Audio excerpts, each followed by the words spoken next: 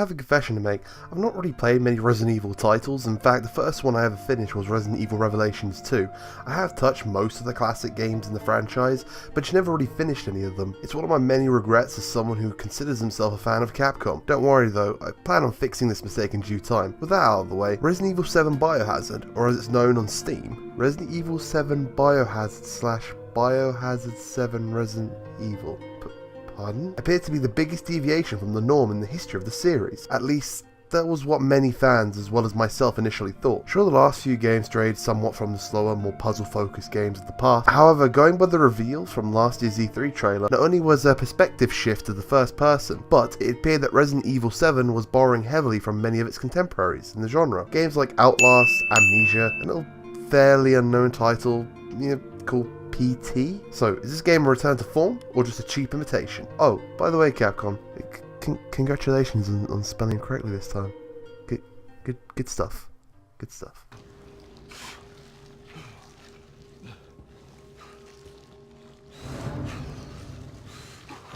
Boy, you are nothing.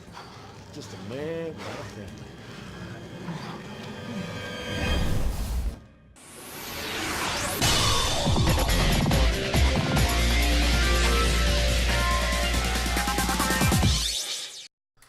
First off, can I just say from a technical standpoint, this game is pretty great. Presentation wise, Resident Evil 7 is rather impressive. It runs at a consistent 60 FPS, and considering how huge the main area is, I didn't see a single loading screen, other than when you first boot up the game, and on rare occasions when the game would pause for a few seconds to load in the next area. But what really steals the show is the environments themselves. The visuals convey a decrepit and forgotten home, hardly keeping together as you make your way through it, trying to escape, contrasted perfectly with the grotesque gore and mold, coating the floors and walls. The juxtaposition of art combined the familiar looking home with disturbing imagery and filth make the house and surrounding areas alone incredibly effective at tapping into your fight or flight response. Your ears are consistently assaulted by oppressive ambience, with the sounds of creaking floorboards and doors being slammed off in the distance, always expecting something to jump out at you or come round every single corner, even if you know you're alone. Your only safe haven away from the nightmare are the safe rooms that serenade you with a calming tune, allowing you to collect yourself and prepare for the next journey through the Baker family home. I must say, however, apart from the swamp, which you don't really get to experience as much as I would like, there really aren't many unique environments that stood out to me that had not been done in previous games, or even in other titles in the genre. Not to say that the locations are bad by any means,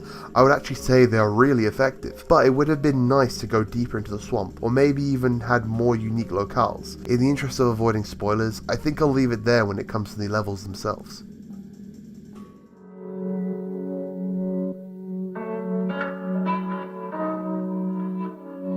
But where the classic roots are most exposed is the structure of the game itself.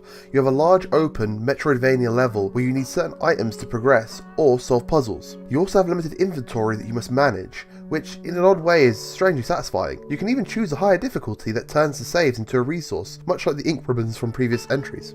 Exploration and paying attention to your surroundings is the order of the day, with some enemy encounters sprinkled in. What makes these enemy encounters different from modern horror games of the indie variety is that you can actually fight back. Much like in classic Resident Evil fashion, you can actually slowly take out enemies with the limited ammo provided, but if the battles are getting too heated for you, you can choose to run and hide from the enemies, with a few exceptions of course. This brings up one of my few issues with the game, that being enemies versus doors. It seems like an unfair matchup. Heck, the game even tells you in its tooltips to use doors because they can't seem to understand how they work. This can diminish some of the threat these creatures have, especially when they will sometimes just outright disappear when you do this.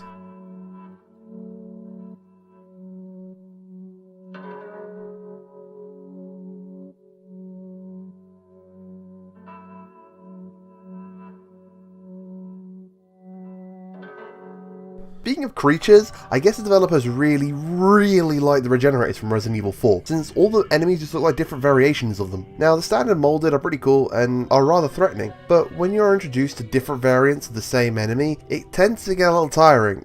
Gone are Lickers, Cerberuses, Hunters, and hey, there aren't even really any zombies in this game. Instead, you get just the standard molded, fat molded, skinny, not liquor molded, and that's it, apart from the bosses. It just feels a little lazy and rather disappointing when you consider the plethora of baddies in the previous games.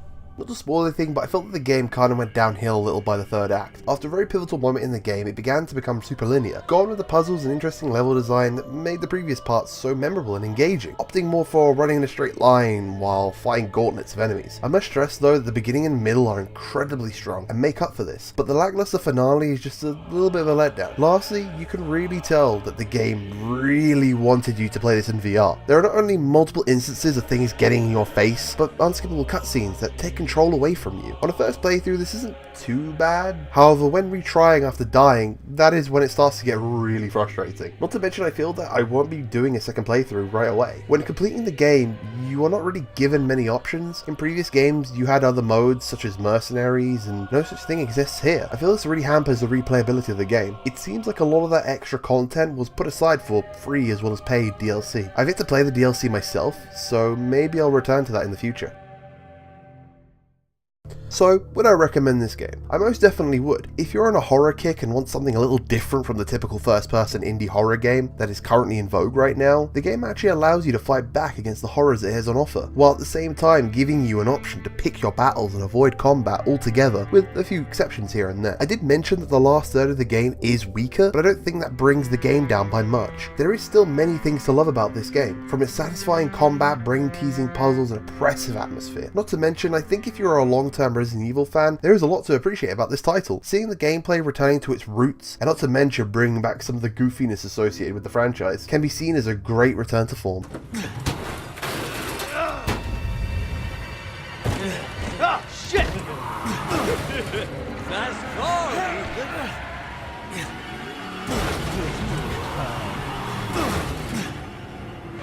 Fuck!